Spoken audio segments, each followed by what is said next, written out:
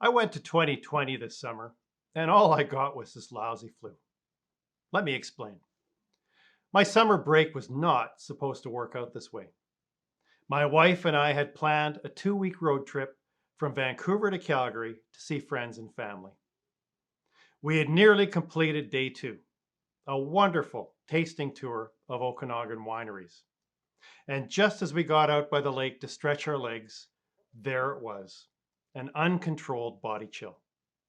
I could not stop shaking, and I was suddenly and overwhelmingly fatigued.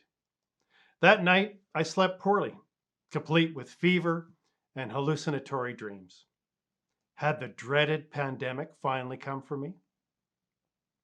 We made a quick decision: cancel the trip, take a COVID test, and return to quarantine in Vancouver. Our holiday was over. Many days later, in the midst of the worst illness I have had in 40 years, I finally saw my results. I had tested negative twice to the dreaded pandemic. Though I had dodged the main bullet, I was still pretty sick with an influenza, picked up ironically at a time of near record low contagion for the flu. What strange luck. I've now had plenty of time, 10 days in bed, to contemplate the meaning of the disease from a victim's perspective. My first thought: I got ripped off. I was burdened with the downside of a serious illness and none of the upside. I thought I might gain a new superpower: immunity against COVID, and the ability to go bravely into society, breathing deeply and mixing closely with anyone I chose. I also hoped for a shot at infamy as the only person in my circles with the war wounds of the pandemic. It was not to be. I had the boring and so passé flu. But then I thought, what's the real difference between COVID and a bad case of influenza? They're both viruses after all, each with a killer's reach and a long list of identical symptoms. The statistics are telling. So far in 2020, COVID has claimed almost 190 victims in BC, compared to a flu and pneumonia death toll of about 900 people each year. Further, since there have been only 7 COVID deaths of people under age 60, the true mortality risk to children, healthy adults, and non-seniors is vanishingly slight. Even the odds of picking up the two diseases are different. For example, someone like me is about 30% likelier to get the flu over COVID. And that's exactly what happened. I got the more dangerous and contagious pathogen, initially mistaken as COVID, and then reacted to it in a way that is out of keeping with any other illness I have ever had before. With these numbers, I started feeling much better about my experience. What I just went through was much more dangerous than today's pop disease. Maybe I am a hero of sorts. Though I felt mostly alone with my illness, we now live in a world where we must share the knowledge of our potentially communicable diseases with each other.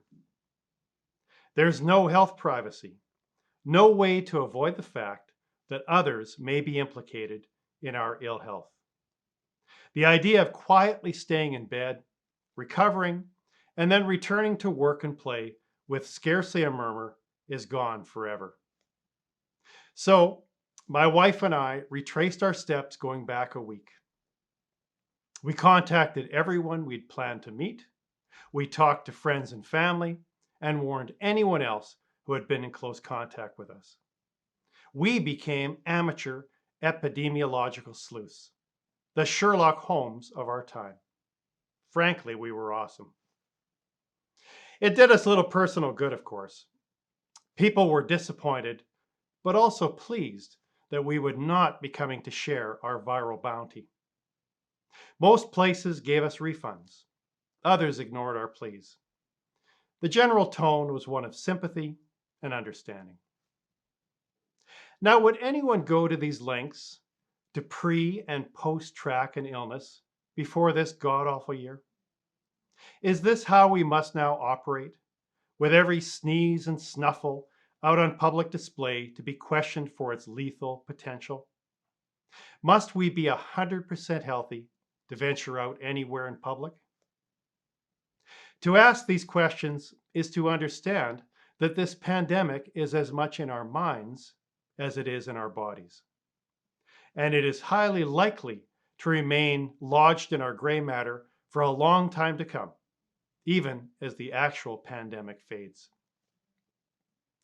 My summer adventure happened after the flu season was officially over. It will start up again, as it always does, in October and last for 20-some weeks after that. I now have no doubt that there will be utter pandemonium during that time, as millions of people will come to believe, as I did, that COVID has personally hunted them down. Since the flu infects, kills, and hospitalizes people at a greater rate than COVID, the media will pick up on the toll of suffering and broadcast it relentlessly to the masses. Then, like now, there will be irresistible political pressure to do something. And those decisions will be even more divisive, given the memory of this already disruptive time. I visited 2020 this summer and discovered that it is the year that never stops giving, even though we so wish it wouldn't. I'm Mark Mullins.